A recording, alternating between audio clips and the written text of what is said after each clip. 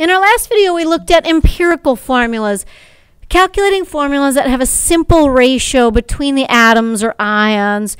Usually refers to an ionic compound.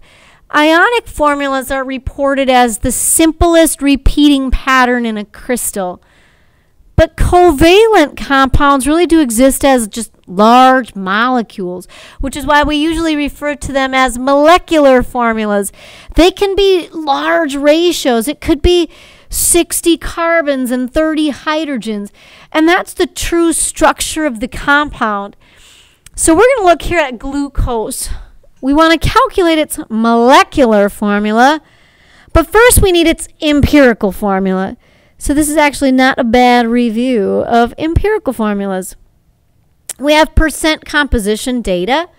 So we said we'll assume a 100-gram sample so that if 40% of it is carbon, we can say 40 grams of carbon, 6.7 grams of hydrogen, and 53.3 grams of oxygen. If these would have been grams right away, we can roll with it because we want to calculate moles. If it's percentages, that's when we need to assume a certain sample size so that we can get those percentages into masses. Then we're just going to go through and change them all into moles. Cancel grams. We want moles. Carbon's molar mass is about 12.01 grams. When you're doing these on the AP test, of course they're going to want you to show work, or on any test for that matter. I need to show all of these steps. I get it that some people can just switch from grams to moles in their calculator, but you need to show the work. How exciting. The last one. Get this out of grams into moles. My periodic table really says 16.00, so I'm going to leave that with the zeros. So I showed my work. I got my grams into moles. Let's just plug them in. And as far as sig figs, I think I'm going to leave 3. This is not your final answer, so I'm not going to punch you in the face if you don't leave the same amount of figures here. But we want to leave enough precision so that we get nice whole number ratios in the end. So I think I'm going to go 3 sig figs on all of them. So this one is about 3.33 moles of carbon, 6.63 moles of hydrogen, and about 3.33 moles of oxygen. Now at this point you can probably guess the ratio. It looks darn close to 1:1, huh? If you're not sure, then we go through and we divide by the smallest. For sure that'll give me a 1. Within reason, that's a 2. And this should be exactly 1. So here's my empirical ratio, my simplest ratio. This would be my empirical formula. Empirical formula. CH2O. However, I don't think that thing's going to have a mass of 180 grams. If I plug this in my calculator, and you can even kind of estimate or round, I'm going to have a carbon, the 2 hydrogens, and the oxygen. Hello, we're not even close to 180. This mass is about 30 grams. Okay, so there are lots of in this case, organic compounds, carbon compounds, that have this same empirical formula, CH2O. But they don't all have the same molar mass. Glucose specifically has a molar mass of 180.16 grams. So we're looking for this larger ratio, this multiplier. What do I have to multiply this ratio by so that I end up with a formula that has a mass of 180 grams, but I keep the ratio consistent, 1:1. So if you want, you could do a little calculation, or sometimes you can figure it out in your head if you estimate. Let's see what we got here. I have my larger formula. My larger formula has a mass of about 180.16. That's my molecular or molar mass. Molecular. This is something that's always given to you on paper. It could be determined in the lab experimentally, but when you're doing these kinds of problems, they'll tell you the true mass of the compound. We're going to divide that by the empirical mass, 30.03 grams. The little empirical mass. It'll always be in this order. You want the larger mass divided by the smaller mass, so you get a whole number multiplier, which again, you probably could figure this one out in your head. It's 6. So the real ratio needs to be multiplied by 6. My molecular formula. Instead of 121, C6, H12O6. And if you want to double check, that should have a mass of about 180 grams. So it is almost the same as an empirical problem. We have to calculate the empirical formula first, but then at the end we're just going to do a quick mass comparison. Compare the little empirical mass to the true mass that's given in the problem. They should differ by a whole number multiplier. And then I just apply that to my empirical formula. There's glucose. Done. That wasn't so bad, right? Now let's try a fun one. This one's not hard. It's just got a lot of steps to it, but I like it. Actually, I like it a lot. It's a combustion again. And I do like combustions too. Combustions involve the burning of some kind of organic compound. So we have a compound that contains carbon, hydrogen, and oxygen. We're going to combust about 10.68 milligrams and produce about 16 milligrams of carbon dioxide, about 4.37 milligrams of water. We want to know, in the end, the empirical and the molecular formula. They do give me the true molar mass of the compound. We'll use that at the very end. You might recall a little bit about like general combustion equations. We'll have this organic compound. We don't know the ratios, but it's got carbon, hydrogen, and oxygen. They never specifically refer to this, but in a combustion, you're burning the compound in the presence of oxygen. And you always produce carbon dioxide and water. Now they give me a couple masses, and I'm going to switch them to grams right away. Let's move the decimal spot over 3 places. We'll call this 0.01068 grams of the compound. We've got 0.01601 grams of carbon dioxide formed and 0.00437 grams of water formed. Ooh, these are tiny. They never tell me anything about the oxygen on the reactant side. How much oxygen did we use? You know, when you really do a combustion, often the oxygen is in excess. We're going to burn all of the organic compound before we run out of oxygen in the air. So that's probably why they're not giving us any specific data on the oxygen, and we're not going to need it in the end anyways. But the oxygen was probably the excess reactant. All right, so let's see what we can do with this. I need to figure out the amount of carbon, hydrogen, and oxygen in the original compound. Do you remember when we were looking at percent composition? We said there's that law of conservation of mass that says in a chemical reaction, you can't create or destroy atoms. On the product side, carbon is only present in one spot, in the carbon dioxide.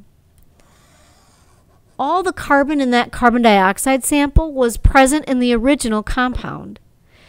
So what if we try using percent composition, kind of like what we did before? Let's calculate the percent carbon and carbon dioxide and use that to figure out the amount of carbon in that sample.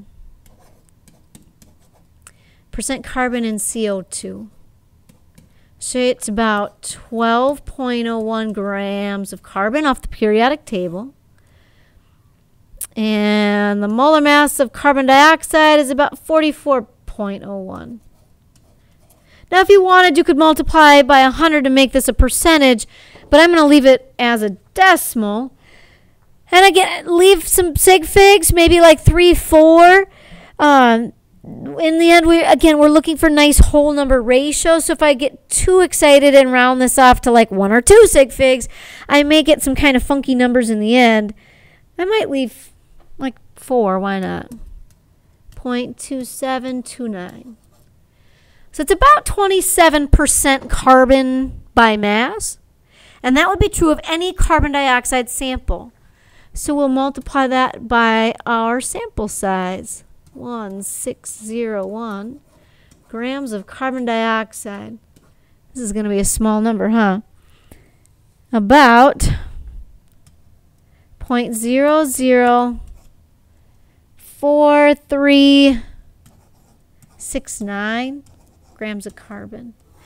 If you want to put these in scientific notation, that's fine. Or maybe your calculator put them in scientific notation to start with. Okay, I'm going to need that number. I like this. I want to do the same thing with the water. Hydrogen is only present in one spot on the product side. It's all in the water. So the amount of hydrogen present in the water must have been the hydrogen present in the original compound. So let's do the exact same thing with water. The percent hydrogen in water. Hydrogen, there are 2 of them. It's about 2.02 divided by the mass of the compound. Grams of water. These are all off the periodic table. So let's see what we get here. 2.02 divided by 18.02. We'll leave a couple sig figs. So maybe like 0.1121. And then we'll multiply that by our sample size. This is going to be a really small number, huh? 37 grams of water. Okay, so I don't know if my calculator is going to do scientific notation yet. Maybe. 0.00437. No, it didn't. If I leave some sig figs, which I'll maybe go with 4, I'm getting 0.000. Yikes, tiny number. 4899 grams of hydrogen. If you wanted to, again, you could put these in scientific notation. Okay, so we have the amount of carbon and we have the amount of hydrogen in the original sample. But we don't know the oxygen. I think we can figure it out, though. We know the mass of the original compound. The original compound is this 0.01068 grams. So let's call that the compound. The original carbon compound. Well, let's just subtract off the amount of carbon. 0.04369. There's the mass of carbon. And then we'll subtract off the mass of hydrogen. 0.004899 grams of hydrogen. And the rest of that mass has to be the oxygen. It would be a little tricky to do this with oxygen.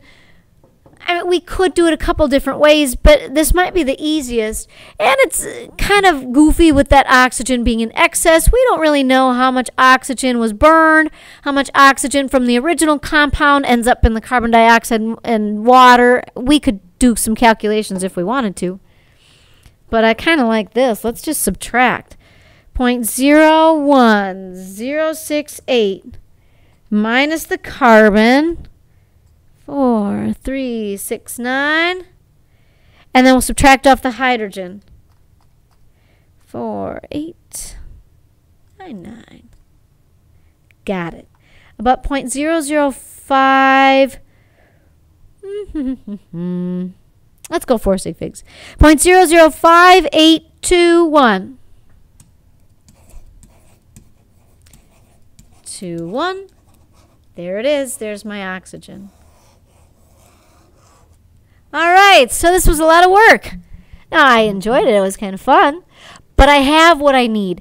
I've got the mass of carbon. I've got the mass of hydrogen. I got the mass of oxygen. We can finally calculate the formula of this darn thing. This is fun. Holy cow. Okay, let's see if I can find those numbers again so I don't forget them. There they are. 1, 2, 3. Okay, so now this turns into a problem that looks exactly like the last one. We've got the carbon. They're just really small numbers.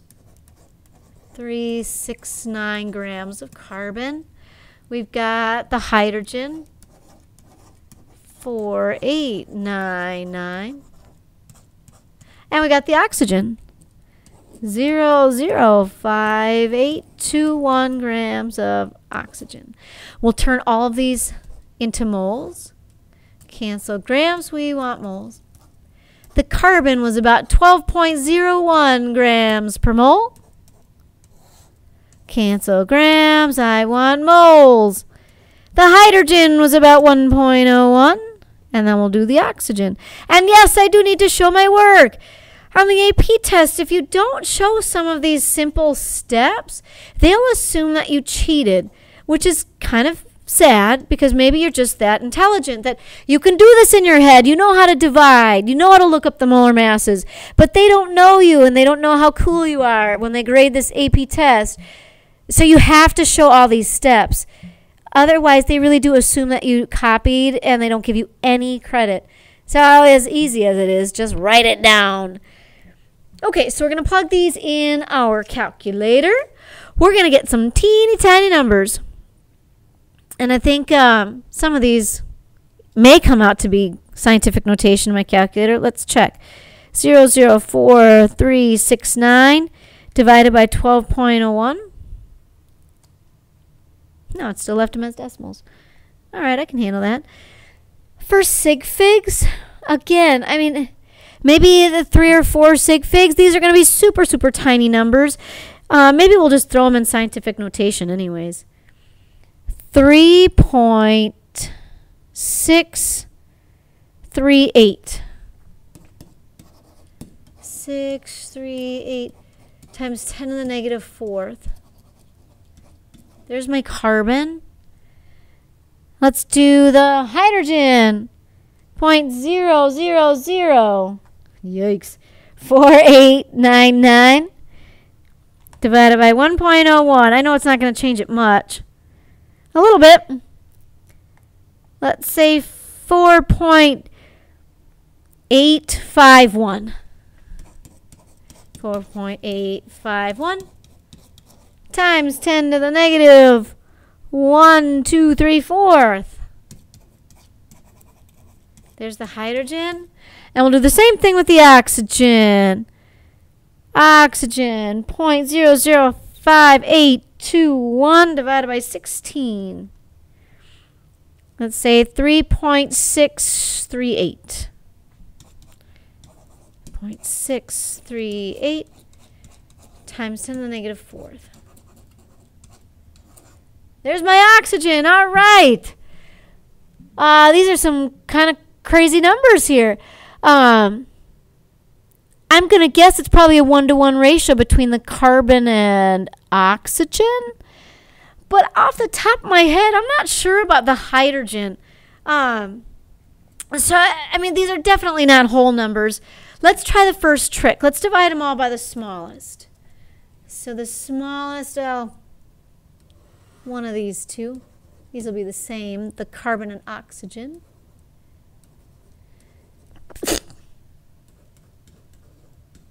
I know that's going to be a 1. This is the one I'm kind of curious. 8 times 10 to the negative 4th. Ooh, Ooh, cool. 1.333. And this should give me a 1. Times 10 to the negative 4th. All right, so they're not perfect whole numbers, but I can make them perfect by multiplying all of them by 3. I have to keep this ratio consistent. Times 3 times 3. So here's my empirical formula. Yes, we're getting someplace. The empirical formula. C3H4O3. And now to switch that to a molecular formula, all I got to do is kind of figure out this molar mass. So plug this all in. Carbon times 3 plus hydrogen times 4 plus oxygen times 3. Oxygen times 3. Okay, so I'm about 88.07 grams per mole. But if I look up at the problem, they'll tell me the true mass of this compound. It's not 88. The true compound has a mass of 176.1. So we just divide. This part, I hope and I pray that I'm close to a whole number. So this was always molecular mass divided by empirical mass. It's always going to be the larger one divided by the smaller one. And yeah, we're darn close to a 2. So the real molecular formula should be double the ratio. The molecular formula should be C6H8O6. I think I can squish it in there. Done! So I got my final 2 answers, the empirical and the molecular formulas. This was a good one. If this were on an AP test, it would probably be a multiple step problem, a multiple point problem too, where they'll give you points along the way for getting the right percent of carbon and carbon dioxide and hydrogen and water, calculating those masses correctly, calculating the empirical mass correctly, and then finally the molecular formula. So if along the way there was any one step that you had a little boo-boo on, they'll take that into consideration if you followed through correctly. So show all your works. I know this one was kind of a beast, but show all the work for each step so that if you do make a mistake, but you followed it through and did the rest of the work correctly, you can get big time partial credit